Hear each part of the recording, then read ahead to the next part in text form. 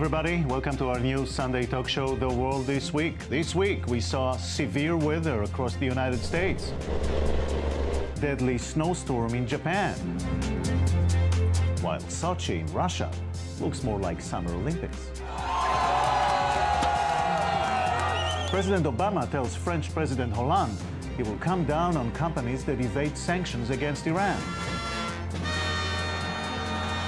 Republican Senator John McCain tells President Obama he should be ashamed with his Syrian policy. And that future president will apologize for our current failure. These are some of the issues we'll touch upon this Sunday. We'll start this Sunday with an unusual statement by Senator John McCain regarding Syria.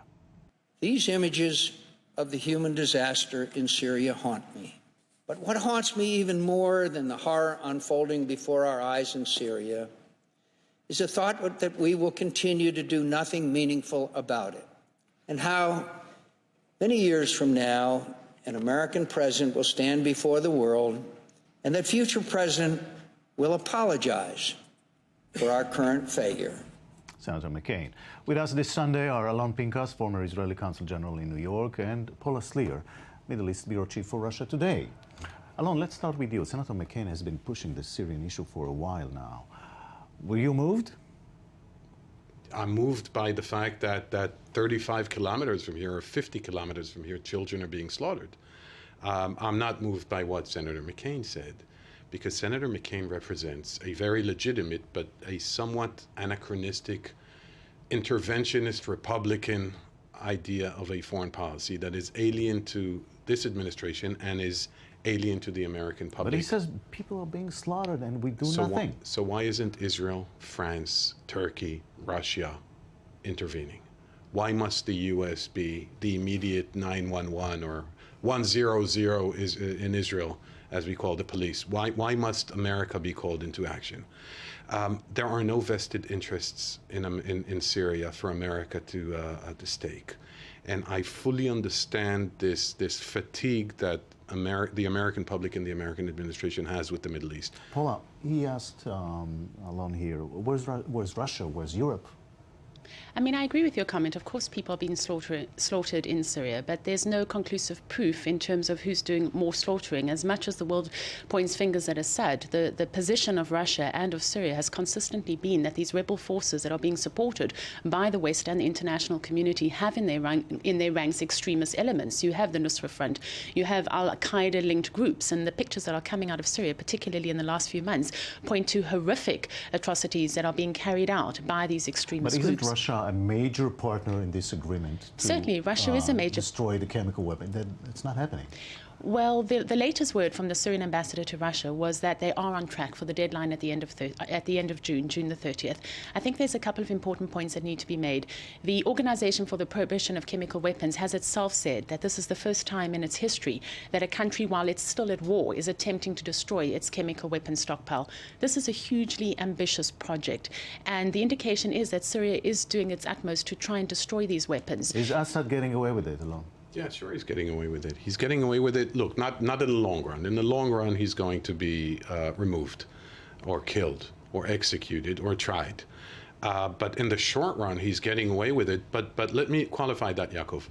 I think that although it's inelegant to say it, and it's unethical or even immoral to say it, the U.S., Russia, and Israel share a common interest here, and that is to see Assad hemorrhaging but in power, because the alternative would be anarchy, chaos, instability, and Al-Qaeda on the Israeli border. I'm not sure that we want that. Let's move to Iran. Let's see what President Barack Obama had to say to French President Hollande this week. In fact, we have taken various steps just over the last 6-7 weeks to identify companies that we felt were violating those sanctions. I can tell you that they do so at their own peril right now, because we will come down on them like a ton of bricks. Paul, is this another issue where world powers are losing grip? Well, the world powers are losing grip in the sense that they haven't yet given the Iranians a chance to actually make this deal work. I mean, Russia's position is it's all very well to call for sanctions, but actually let's give a chance for sanction relief to actually happen so that the Iranians can show that they're really sincere about making this interim agreement work. And you have Western businesses that have been very quick to jump on the bandwagon and want to start investing in Iran. And then you have a statement from Obama saying, well, we're going to clamp down harshly on them if they do this. Sanction relief is not something like a tap that you switch on and you switch off. And there's these kind of mixed messages that are coming from the international community to Iran. Is it supposed to embrace these companies or is it not supposed to embrace them? Let's, Alon, take this mood that Senator McCain was talking about years from now. We'll look back at President Obama's policies in the Middle East and we'll see what we'll see: Syria and Iran getting away with a nuclear bomb, with slaughtering people. I'm not sure that there was anything else that Obama could have done. Well, you saw the amount of, or the lack of enthusiasm that Obama showed talking about Iran. You saw that he's tired, fatigued, get it off my back kind of attitude. There's also a strong domestic element to what he said about clamping down on Iran, or a ton of bricks, as he said, if they do not comply with the agreement. And that is that the resolution that the Senate at this point is not going to pass, the so-called Kirk-Menendez bill to impose new sanctions, which was a big issue with Israel and AIPAC and everyone involved, a resolution that would have curtailed the agreement rather than advance it. I think that years from now, people will have a different look on Obama's Middle East strategy, and I think we've discussed this on this program. It has to do with a gradual disengagement of the U.S. from the Middle East. The U.S. did not really get involved in Libya, not really get involved in Egypt, is not willing to get involved, is reluctant to get involved in Syria, and is happily willing to join hands with the Russians on Iran. Maybe, Paul, briefly, is there any chance that the Russians will come to Obama's help on these issues? Look, I think Russia is seeing the whole Middle East after the fall of the Arab Spring as an opportunity to regain land and regain clout in this part of the world that it lost, possibly after the fall of the Soviet Union. I'm not sure that the Russians necessarily want to be seen to be working too closely with the United States, but they certainly want to be seen to be enhancing this part of the world. Paula Slier and Alon Pinkas, thank you very much. Thank you, Jacob. Thank you. Israeli defense industry is on the rise, with sales of over $7 billion a year. There have been two major shows in Asia this week, and we caught up with General Yedidya Yaari in Singapore. General Yaari is the CEO of Rafael, one of Israel's largest manufacturers of defense systems. And we asked what was the reception like in Singapore and in India just before that. India and Singapore are two of the most central exhibitions in the defense industry this year, and everybody is basically participating because the market in many respects moved eastward also in the defense.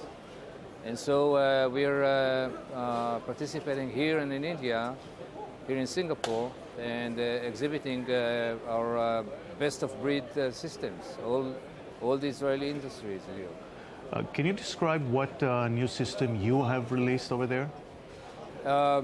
This year we are presenting for the first time a laser system against mortar shells, which is now on the developing stage, but it is already a working demonstrator for the technology, and that will enable for the first time a real direct energy interception of mortar shells. Mm-hmm. This already works, and we are now in the stages of proceeding into full-scale development. Now, when you meet clients, can you describe what's their perception of Israeli defense industry? We are being seen here as a superpower in terms of the defense industry. At least we compete with those superpowers, and we compete very successfully, both in terms of quality and in terms of cost and time to delivery.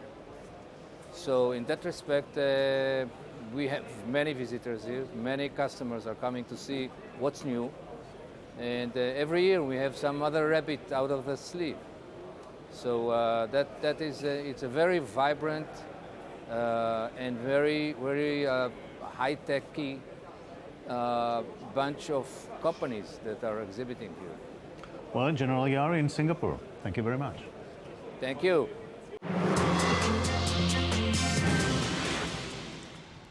Let's go to China. What is China's birth policy? It was supposed to be changing, but a new skyrocketing fine on a famous director tells a completely different story. So we say hello to Nofrat Porat in Beijing. Good evening, Jacob. So what is the story? One of the famous directors here in China, Zhang Yimou, was just fined over $1 million because he has 3 kids from his current wife. In China, 65% of the population are only allowed to have 1 kid. Wow. So what about other people over $1 million? You're absolutely right, Jacob. It is a huge fine, and not everybody gets it. It's calculated upon where you live, how much you earn, and what is your connection with the local officials. But majority of people get $10,000, $100,000, $200,000.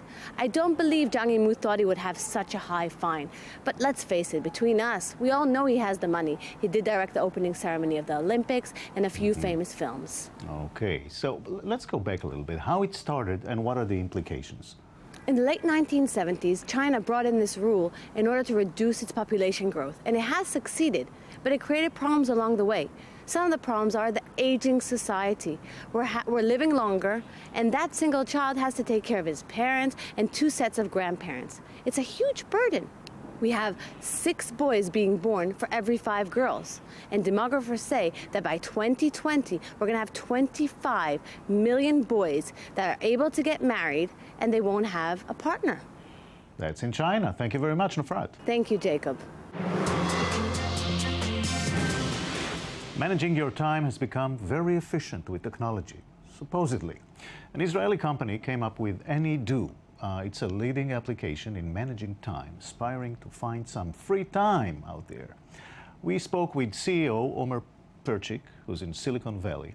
And first we asked, what does AnyDo do, Omer, when there are so many options to become more productive with calendars and reminders and so on? Yeah, so AnyDo is basically building a suite of products. We found from launching our task management solution like almost 2 years ago that in order to really solve the productivity problem of people, you really need to have a more cohesive solution across all of the apps you use to manage your life, including email, notes, task management, calendaring, and such. And one of the biggest challenges in the market right now is that each and every app currently is working in silo. It's basically having its own information stored in the same place over and over again. But for the users, they do the same things over and over again across the different apps in a way that it doesn't make sense. And so AnyDo is building this suite of products that are highly connected, working with one another and sharing the information between the different apps. So the user needs to do less and become more productive and spend less time on managing himself and more time on getting things done and being more productive. Well, give me some examples. What does it mean to be more productive? So more productive is a lot of things. As an example, you can take a look into your task list, and a lot of the things you have on your tasks are there for a long time. It takes you a while to actually allocate time and get them done. But what if you can simply drag something from your task list and put it in your calendar, and now you've allocated time to get it done? What if you can actually take a look into your free time in that day and make sure that this time is not going to waste and you're actually allocating it to get something done that you really wanted to do for a long time? Those type of things are currently unavailable in the market, and they're extremely powerful for users, and we've seen that from our product and our growth so far. And we're committed to keep on building those type of solutions for our users. Now, what about privacy? You do collect user information. So we do collect information where the way we think about privacy is that we're trying to help you get things done, and we want to help you be the most productive as you can possibly be. So we're trying to reduce the friction of researching and finding what's the best solution for you, and we're trying to streamline the whole process. That's why we collect some of the information that you give us, and so we can actually help you getting things done faster, so you'll allocate less time researching and more time on doing the things you really care about. So what have you learned about people's habits? So actually, it's quite fascinating. We've learned a lot of things. Obviously, we've grown very quickly, and we've seen that the most productive people are the people who are using our product as more of a daily planner, where they have all of their tasks that I have planned for today. And the people that on average have around three tasks per day are the most productive people. So having a very long list of everything you've ever want to achieve and putting it under today as one of the categories we have in our product usually doesn't work. And as you manage your stuff and as you drag and drop our tasks across the different categories in our product, you would find that you'll become much more productive when you're focused on the things that you really care about. Well, okay. Thank you very much, Omer, in Silicon Valley. Thanks. Thank you so much. Bye-bye. And we ran out of time. This has been The World This Week. We'll see you here next Sunday. Have a good week.